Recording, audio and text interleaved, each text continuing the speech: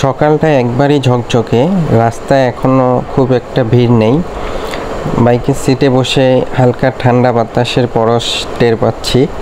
এখন রাস্তা পাকা, কিন্তু চারপাশে গাছগুলো এখনও দাঁড়িয়ে আছে। সেই পুরনো মোড়, রাস্তার পাশে টঙের দোকান, সব কিছুই যেন ডাকছে। সময় কেমন যেন পাল্টে যায়, কিন্তু কিছু কিছু অনুভূতি চিরকাল একই রকম থাকে। এই রাস্তাগুলো শুধু গন্তব্যে পৌঁছে দেয় না, ফিরে নিয়ে যায় স্মৃতির ভেতরে। আসসালামু আলাইকুম এভরিওয়ান, আশা করি সকলে ভালো আছেন। আমি এখন যাচ্ছি গ্রামের এক শান্ত রাস্তা ধরে। আমার সামনে রয়েছে প্রকৃতির সৌন্দর্য ভরা এক দিগন্ত বিস্তৃত পথ। আজকে চলবো এই সুন্দর রোড ধরে, গল্প হবে, দেখা হবে প্রকৃতি। দেখতেই পাচ্ছেন রাস্তা কত সুন্দর আর পরিপাটি। এক পাশে গাছ আর আরেক পাশে মাঝে মাঝে ঘরবাড়ি। আকাশটা দেখেছেন হালকা মেঘে ঢাকা। এই আবহাওয়ায় আসলে ঘোরার জন্য একদম পারফেক্ট সময়।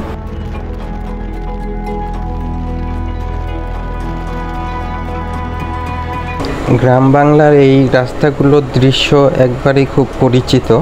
আজ কোনো পরিকল্পনা ছাড়াই বেরিয়ে পড়েছি। গন্তব্য নেই, কেবল পথের ডাকে সাড়া দিচ্ছি। সাথে আপনাদেরও সঙ্গে নিয়ে যাচ্ছি। আজকে চরম লেভেলের একটা ওয়েদার পেয়েছি, একবারে মেঘলা মেঘলা, বৃষ্টিও হতে পারে। নতুন এক গ্রামের রাস্তায় ঢুকে পড়েছি। এই রাস্তাগুলো দিয়ে হেঁটে বা বাইকে করে গেলে এক ধরনের শান্তি অনুভব হয়। শহরের কোলাহল থেকে দূরে যেন এক আলাদা জগতে এসে গেছি। এ যেন এক অন্যরকম প্রশান্তি।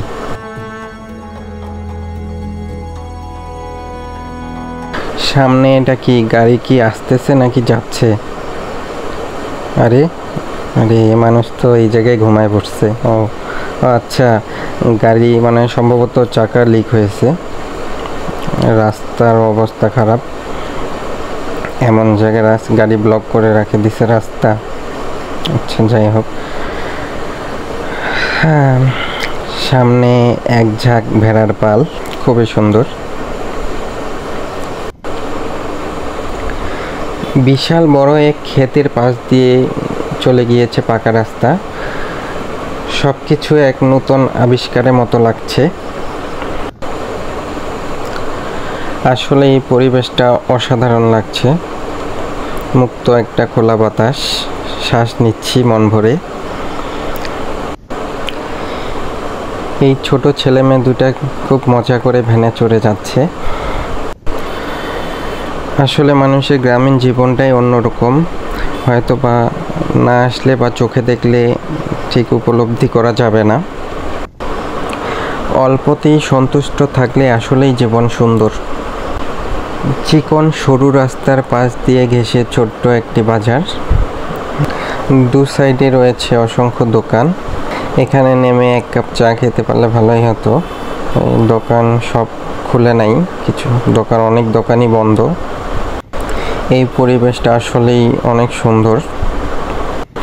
ক্যামেরায় আসলে কতটা বোঝা যাচ্ছে আমি ঠিক জানি না, কিন্তু চোখে না দেখলে আসলে বোঝা যাবে না। অসম্ভব সুন্দর চারপাশটা। সরু মেঠো পথ পেরিয়ে চলে আসলাম হাইওয়ের দিকে। আজকে মূলত কোনো উদ্দেশ্য করে বের হয় নাই। আবহাওয়া সকালে যেমনটা দেখেছি ঠিক তেমনই আছে। কখন বৃষ্টি নামে ঠিক নেই, তবে আকাশে একটু একটু মেঘ দেখা যাচ্ছে। এ বেটা, এ ভাই, কলিজার পানি শুকায় গেছে আমার। কি ছিল দেখেন।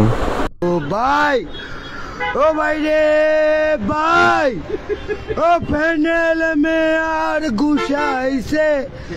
আজকাল কুকুরও রাস্তায় এসে ব্যায়াম করে, ভাবা যায়।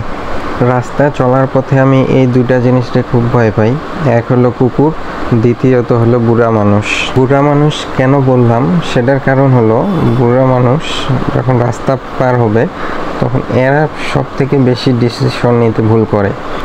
আপনি যখন গাড়ি নিয়ে সামনের দিকে যাবেন, দেখতেছেন যে সামনে এক বয়স্ক লোক দাঁড়ায় আছে, তো সেও আপনাকে দেখতেছে। ধরেন যে আপনি কাছাকাছি চলে গেছেন, অনেকক্ষণ যাবৎ সে গাড়ির দিকে দেখে আছে। তো আপনি ভাববেন যে হয়তো বা গাড়ি ক্রস করবে তারপরে উনি রাস্তা পার হবে, তো তা না। যখন ঠিক সামনাসামনি আসবেন তখন হুট করে তার মনের মধ্যে কি আগুন জ্বলবে, এই গাড়ির সামনের দিকে দিবে দৌড়। আবার এটা সব বুড়া মানুষ করে না, মানে কিছু কিছু, এই যে বলতে না বলতে চলে আসছে। হ্যাঁ, যাই হোক, নিজেকে সচেতন থাকতে হবে। নিজে ঠিক তো সব ঠিক, তারপরও কিছু কিছু বিষয় আমাদের সবার নিয়ন্ত্রণে নেই, অনেক সময় না চাইতেও হয়ে যায় আর কি। তো এর আগের গত ভিডিওতে আপনাদের একজনের সুন্দর একটি কমেন্ট পেয়েছি। তো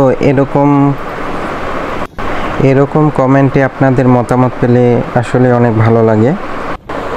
আপনাদের চলার পথে এরকম কোনো সমস্যায় পড়েছেন কি না তা অবশ্যই কমেন্টে জানাবেন। আজকের এই রোড জার্নি আমার জন্য আসলে অনেক স্পেশাল ছিল। গ্রামের প্রকৃতি, মানুষ আর এই শান্ত রাস্তা সব মিলে এক অসাধারণ অভিজ্ঞতা।